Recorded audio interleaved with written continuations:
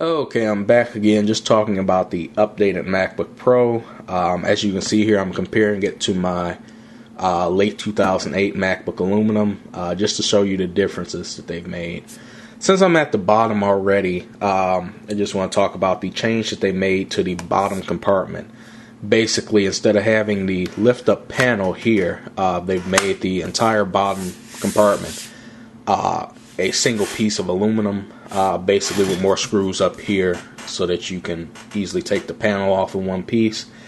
It does give you access to your RAM and your hard drive, but for some reason now they've changed the battery cells to the flatter cell design as opposed to the round cell that's in the aluminum. And for some reason you can't remove the battery. I'm guessing because of some safety concern. Maybe one reason is because the new battery is wrapped in plastic, meaning it has a little bit more give. You don't want it to possibly have the chance to rupture because the type of acid that's in it is explosive. You basically don't want that to happen, so I'm guessing that's why Apple said you have to send it in to them to get it replaced. Everything pretty much looks the same on the new MacBook Pro aluminum, except for the color of the battery. It's, like I said, it's wrapped in black plastic instead of the aluminum that I have here, but everything pretty much is the same dimensions. There's no extension of the battery in any way. There's no movement of the hard drive or no changes to anywhere else except for the panel being one flat piece. Okay. Also changing, let me flip this over and try not to get it scuffed up too bad, are the ports. Basically, they've added 2 extra ports and they've really changed around a couple other things on this side. First of all, most important port probably is the FireWire 800 port. A lot of people didn't buy the MacBook Aluminum simply because it lacked a FireWire port, whether it be the 600 or 800 or 400, whatever port. They just wanted the FireWire support because it's faster than USB. What that allows you to do is, plug in a FireWire camera, basically a camera that uses film, and then you can transfer that directly onto your hard drive, edit it, and produce video. Or you can, plug in an external hard drive and have it transfer data fastly, much faster than you can do with USB 2.0. Also, they've added an SD card reader, and that's kind of controversial because it only supports SD cards. I mean, most laptops out there, even the cheapest netbook, has support for at least 2 or 3 extra cards. There's XD cards, such as used in Olympus cameras. There's Memory Stick Duo Pros, such as used in the Sony PSP and in the Sony cameras out there. Just about any Sony product that has a memory card uses the Memory Stick Pro cards. And it would have been nice to see some support for additional cards besides just the standard SD card slot, but it is something more than what I got in my MacBook Aluminum. Also changing is the audio ports. Basically, there's no audio in anymore for your microphone. You're going to have to opt for a special Apple headset or either an Apple adapter to give you both of these ports back because it's just mapped into one port. They also had to move this locking port over to the other side just in front of the optical drive in order to give you the space for the FireWire and the SD card slot. The charging light indicator basically is in the same spot. They didn't have to change that around at all for any of the other ports. Just opening up the screen here for a second. Okay.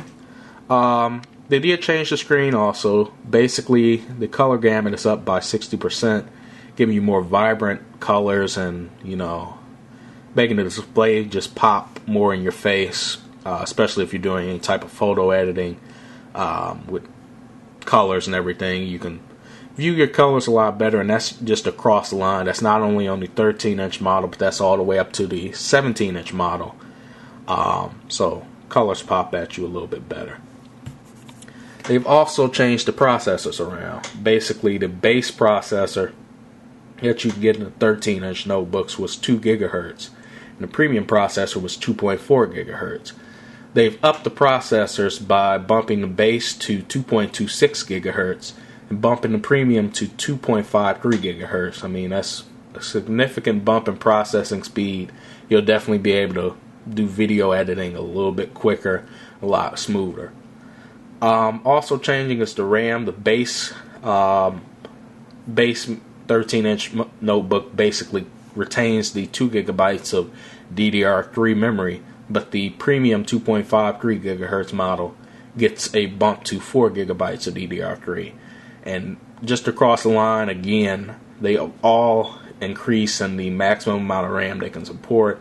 My MacBook Aluminum can only support 6 gigabytes of DDR3, which is still a lot, but now the new 13-inch MacBook Pro can support 8, so you get a little bit extra memory for future proofing or whatever, and especially when the price of DDR3 comes down, you'll be able to expand your memory as much as you want.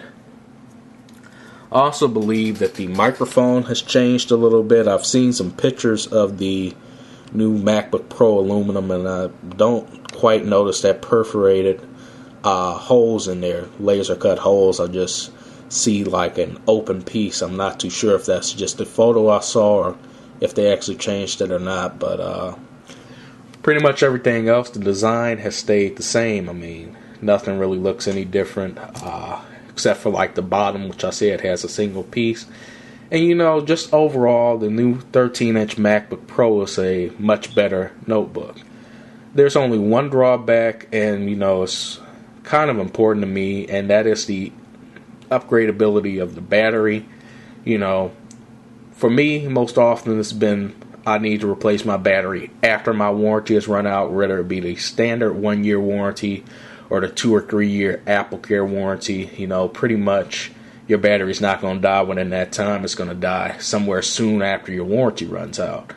And since the battery is not user replaceable in the new MacBook Pros, basically that means it's not going to be available for you to buy online or go into the Apple Store and pay $100 to pick up a new battery to put in. They say you're going to have to send your notebook into Apple, and you know, basically either that's via the Apple Store where a technician does it there and charges you a price for the service if you're not covered under warranty, or you have to send it into Apple and they charge you a price for the service also, and that's on top of paying for the battery itself. So that's the only problem I could see is, you know, you can't just replace the battery yourself. You're going to have somebody else do it.